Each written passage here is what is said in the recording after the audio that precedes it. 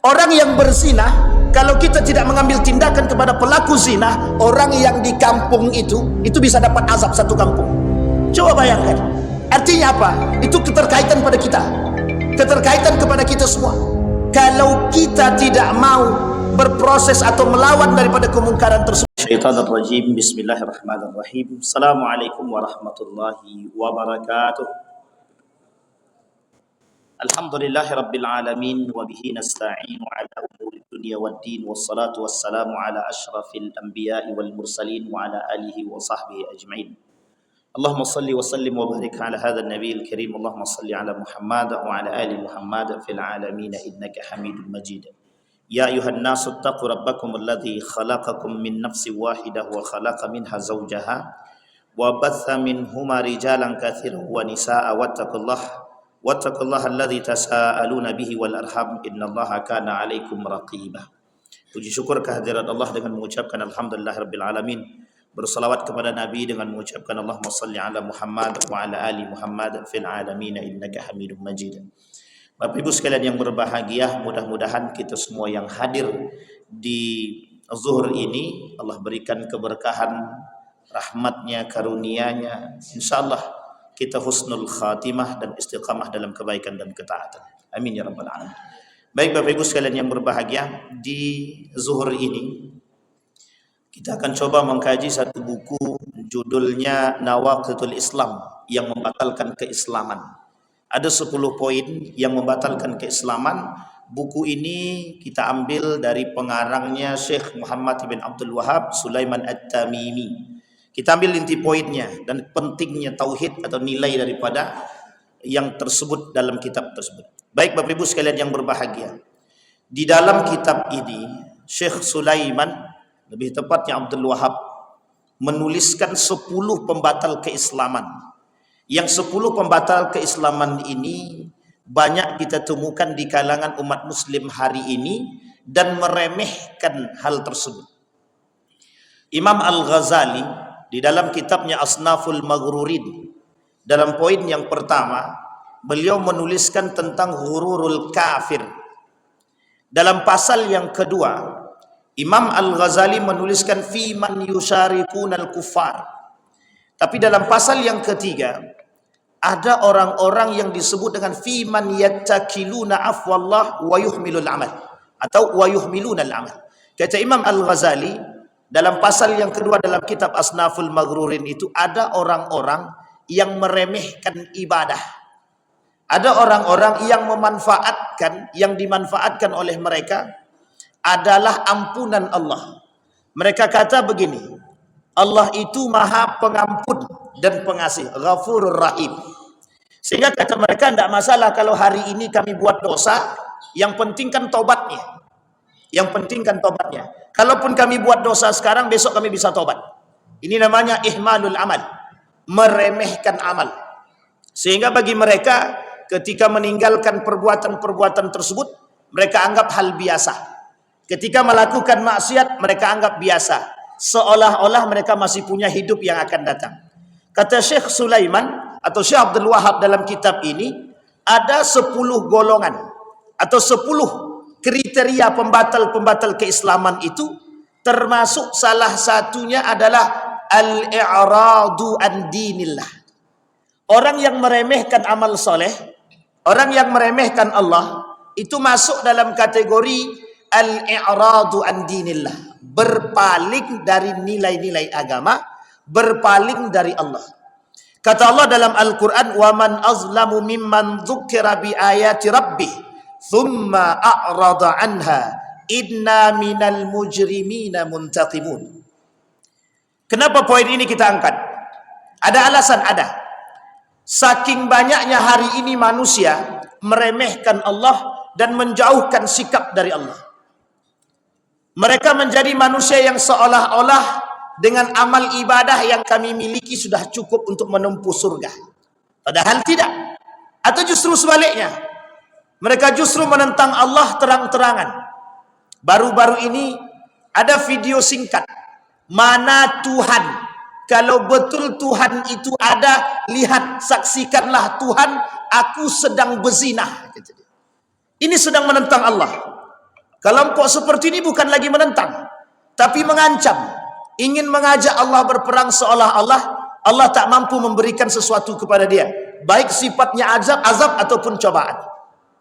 Hari ini Bapak Ibu sekalian yang berbahagia, kelompok yang menentang Tuhan itu banyak. Indonesia hari ini darurat 3 hal. 1, darurat narkoba, yang kedua darurat yang ketiga darurat perzinahan. Coba lihat hari ini. Persoalan itu bukan persoalan biasa. Persoalan yang sangat serius. Mereka semua menentang Tuhan. Uniknya, para pelaku ada pendukungnya. Siapa para pendukungnya? Pendukungnya yang tidak suka dengan orang-orang yang mengancam. Alasannya apa? Diskriminasi. Alasannya apa? Hak asasi manusia. Alasannya apa? Toleransi. Orang yang tidak suka dengan orang yang mendukung telah mendukung toleransi. Maka mereka pada hakikatnya sedang menentang Tuhan. Ada konsep fitrah yang mereka larang, ada konsep fitrah yang mereka lawan, dan ini bagian daripada menentang Tuhan. Di dalam kitab Asnaful Maghrurin dalam poin yang kedua, kata Imam Al-Ghazali, ada model orang beriman menentang Tuhan, meremehkan ibadah tadi. Orang-orang yang beribadah tapi kemudian ibadah dia bukan untuk Allah, ibadah dia untuk manusia. Ibadah dia bukan untuk meneguhkan hatinya kepada Allah, tapi ibadah yang dia buat untuk mendapatkan pujian daripada manusia. Dan ini adalah ujian bagi mereka yang abidin, para ahli ibadah, orang-orang yang datang ke masjid. Nabi bilang dalam hadisnya, kata Nabi, tidak akan terjadi hari kiamat sampai orang-orang yadkhulunal masajid wala yusalli fi bal yatabaha, kata Nabi. Masuk dalam masjid bukan solat, bukan untuk ibadah, tapi untuk mendapatkan pujian, bermegah-megahan, bersombong-sombongan. Dan itu terjadi. Apa yang disampaikan oleh Nabi dalam hadisnya terbukti. Ada darurat yang kedua, darurat narkoba.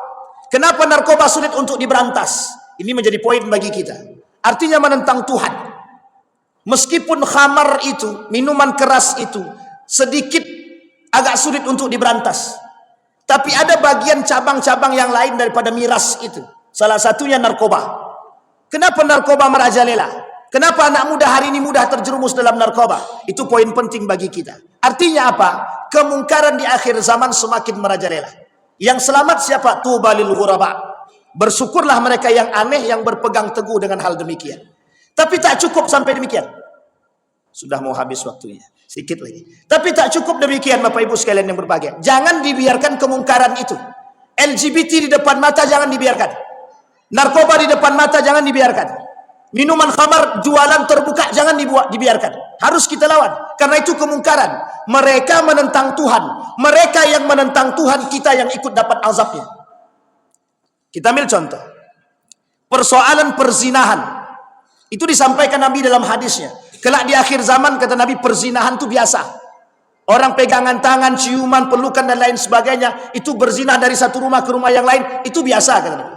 Karena kelak di akhir zaman begitu keadaannya. Tapi ingat, orang yang berzina, kalau kita tidak mengambil tindakan kepada pelaku zina, orang yang di kampung itu bisa dapat azab satu kampung. Coba bayangkan. Artinya apa? Itu keterkaitan pada kita. Keterkaitan kepada kita semua. Kalau kita tidak mau berproses atau melawan daripada kemungkaran tersebut, maka kita bagian daripada orang yang mengaminkan perbuatan kemungkaran. Maka kata Syekh Sulaiman, Syekh Abdul Wahab, satu yang bisa membatalkan, salah satu di antara 10 yang bisa membatalkan keislaman seseorang, berpaling dari agama Allah. Mereka tidak murtad, tapi kufur. Habitat a'maluhum, habis. Ibadah mereka tidak ada guna. Kita ambil contoh. Bapak Ibu semua puasa. Ketika berpuasa tidak solat. Perbedaan kita dengan orang kafir cuma satu, solat. Jadi tidak ada gunanya kita puasa, tidak ada gunanya kita zakat, tidak ada gunanya kita melakukan sedekah kalau kita tidak solat. Karena solat itu satu-satunya, Pak. Ibadah puasa, zakat, sedekah itu ibadah yang berbeda. Tapi solat terikat dengan semua ibadah. Apapun ibadah yang kita lakukan, kalau tak solat tidak ada gunanya. Nah, solat salah satu bentuk daripada berpaling daripada nilai agama, atau berpaling daripada Allah Subhanahu wa Ta'ala. Yang kedua, orang yang tidak mau mengikuti sunnah Nabi. Nabi sampaikan dalam hadisnya, kata Nabi, kelak di akhir zaman orang akan menjauh dari sunnahku shibran bi shibrin, sedikit demi sedikit. Nanti di akhir zaman orang aneh dengan sunnah Nabi. Anehnya bagaimana? Tidak mau mengikuti sunnah Nabi. Orang pakai sunnah Nabi, dia bilang, oh ini sok sunnah ini. Ini sok suci, sok bersih, sok baik, dan lain sebagainya. Tapi kalau ada pelaku kemungkaran, kemaksiatan, biasa saja, itu haknya mereka. Kita tak berani menentang. Tapi kalau ada orang yang mohon maaf bercadar dia, kemudian kita katakan, oh ini teroris. Oh ini pelaku celana cingkrang sok sunnah. Oh ini masuk dalam masjid sok sunnah, dan lain sebagainya. Kita mengingkari sunnah. Ada orang-orang seperti ini banyak. Kelak di akhir zaman kita dipenuhi dengan begitu. Isi daripada dunia ini cuma satu. Di akhir zaman, munafik dari golongan Islam. Yang dari bukan orang Islam, namanya kafir. Maka kata Nabi cuma dua yang mengisi bumi. Kelak di akhir zaman, satu orang kafir, yang kedua orang munafik. Siapa dari orang munafik tersebut? Salah satunya ingkarus sunnah. Apa kata mereka? Kami tak beriman kepada Muhammad, kami beriman kepada Allah. Kami tak beriman kepada Muhammad. Sehingga perkataan Muhammad itu bisa saja bohong, bisa saja dusta.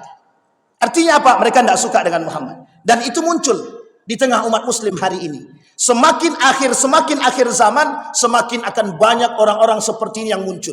Mereka yang menolak fitrah, mereka yang menolak syariat. Apa kata Nabi dalam riwayat yang lain? Kata Nabi, kelak syariatnya Allah itu akan Allah cabut dari mereka. Yang tersisa kebingungan dan kebodohan di antara umat muslim hari ini. Bapak ibu sekalian yang berbahagia, apa yang harus kita lakukan?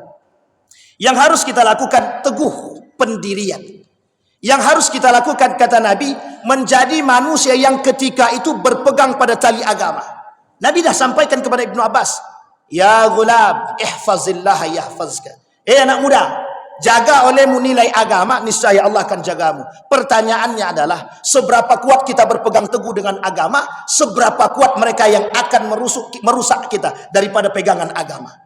Maka hanya orang yang beriman, kata Imam Al-Ghazali, orang yang selamat di akhir zaman itu hanyalah orang yang berpegang teguh dengan tauhidnya. Kalau dia tak berpegang teguh dengan tauhid dia bergeser nilai semuanya. Dia bergeser, dia ikut. Hari ini boleh lihat berapa banyak para pelaku kemungkaran, kita bergeser kepada mereka. Kita mengikuti mereka. Ketika kita mengikuti mereka, kita berkata kami ingin merubah dia. Cuman ada dua kemungkinan. Kalau dia tidak berubah, kita yang akan berubah. Kalau kita tidak berubah, maka dia yang akan berubah. Itu kuat-kuatan. Modalnya apa? Satu saja, iman dan tauhid. Bapak ibu sekalian yang berbahagia, dua poin yang kita sampaikan di zuhur hari ini. Yang pertama, al-i'radu an dinillah. Orang yang berpaling dari agama Allah, mereka semua kufur. Yang kedua, orang yang tidak mau mengikuti sunnah Nabi, yang kelak kata Nabi akan hilang sedikit demi sedikit dari umat muslim itu sendiri. Kenapa? Bagi mereka itu hal yang aneh. Kenapa kok aneh? Karena tidak banyak yang melakukan perbuatan demikian. Kenapa? Karena kebencian. Kenapa? Karena banyak kaum sekuler dan liberal yang merusak kita, ingin menjauhkan daripada nilai-nilai agama. Mudah-mudahan bermanfaat bagi kita semua. Mudah-mudahan bisa menjadi penentu kehidupan kita. InsyaAllah kita semua husnul khatimah dan istiqamah dalam kebaikan dan ketaatan. Fa'tabiru ya ulil absar la'allakum tuflihun. Assalamualaikum warahmatullahi wabarakatuh.